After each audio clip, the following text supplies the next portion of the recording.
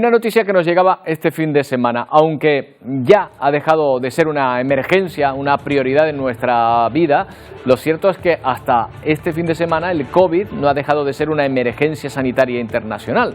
Se declaraba de esta manera por la Organización Mundial de la Salud. Fin de esa emergencia, pero vamos a analizar las razones de la OMS para retirar esta consideración. Es más un gesto simbólico que efectivo.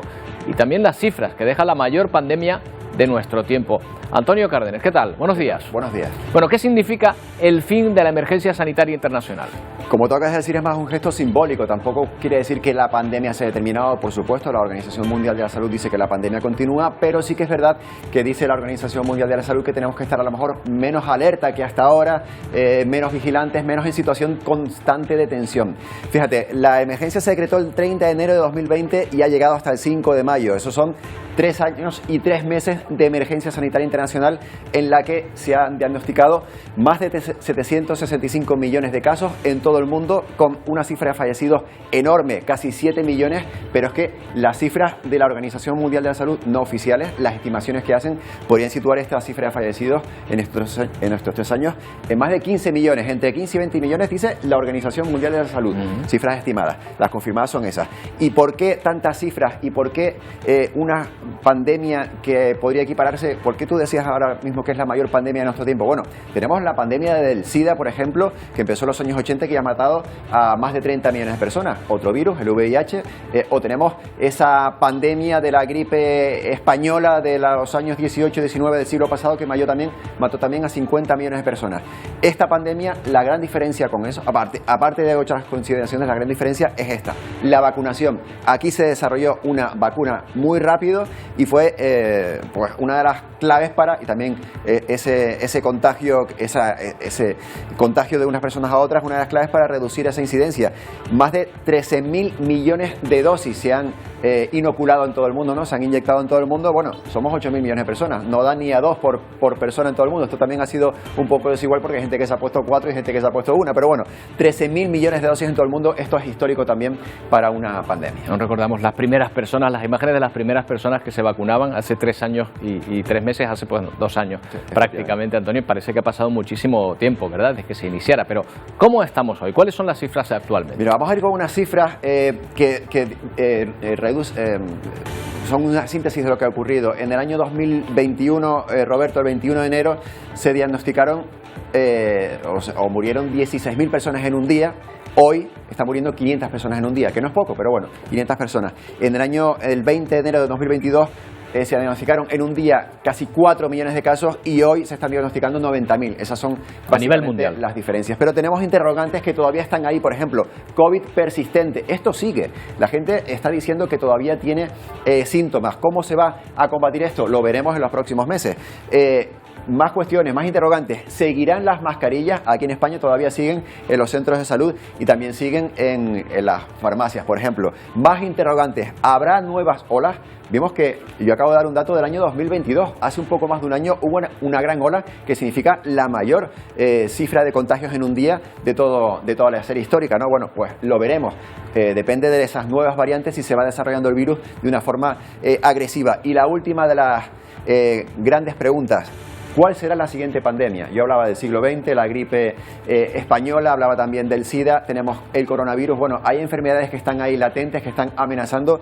Veremos si hay una siguiente pandemia, aunque la Organización Mundial de la Salud dice que lo que hemos aprendido con la COVID-19 hace que estemos más preparados para prevenir esa futura pandemia. Lo veremos. Bueno, quedan estas interrogantes, Antonio, que vamos a trasladar a un experto para ver cómo está la situación. Daniel López Acuña, epidemiólogo, exdirector de Salud Pública de la Organización Mundial de la Salud. ¿Qué tal, Daniel? Buenos días.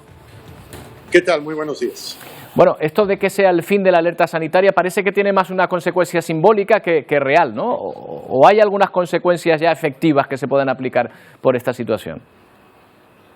Bueno, primero lo que debemos entender es que el fin de la emergencia sanitaria que fue declarado no significa el fin de la pandemia.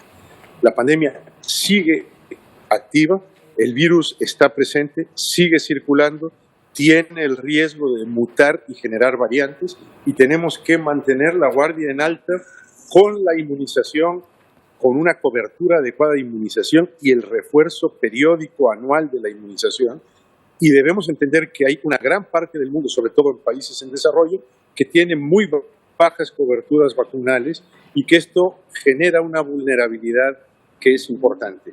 Ha terminado la fase más crítica que requería medidas pues, más severas en términos internacionales, pero no ha terminado la pandemia ni debemos echar las campanas. Claro, ahora probablemente la vacuna evidentemente ha ayudado a frenar la pandemia, a minorar las muertes. Estábamos hablando de la gripe española que provocó 50 millones de muertes en todo el mundo antes de, digamos, de ir disolviéndose poco a poco, como ha hecho ahora esta pandemia con unos 15 millones de muertes oficiosas. ¿Pero la vacunación va a tener que seguir realizándose o ya va poco a poco a tener que ir desapareciendo? No, la vacunación no va a ir desapareciendo. Mientras tengamos el tipo de vacunas que tenemos en estos momentos, se trata de vacunas que decaen en su eficacia al cabo de un año. Se trata además de un virus muy cambiante que muta frecuentemente y que se requiere hacer nuevas formulaciones de vacunas para poder tener la cobertura adecuada. Por eso hemos estado usando en los últimos 6 meses la vacuna bivalente que nos protege no solo contra las variantes iniciales, sino también contra las variantes Omicron. Entonces, sí, claro, la vacuna nos ha ayudado notablemente a disminuir la mortalidad y la severidad, la hospitalización, pero la vacuna no es esterilizante, no impide los contagios y seguimos teniendo un problema que no conocemos todavía lo suficiente, que es el COVID persistente, que afecta pues alrededor del 10% de las personas que se infectan con SARS-CoV-2. Claro, eso es un problema también para los servicios sanitarios, para los sistemas sanitarios que ven cómo se incrementa la cronificación de algunos de los pacientes que, bueno, que antes no tenían por qué estar ahí, ¿no?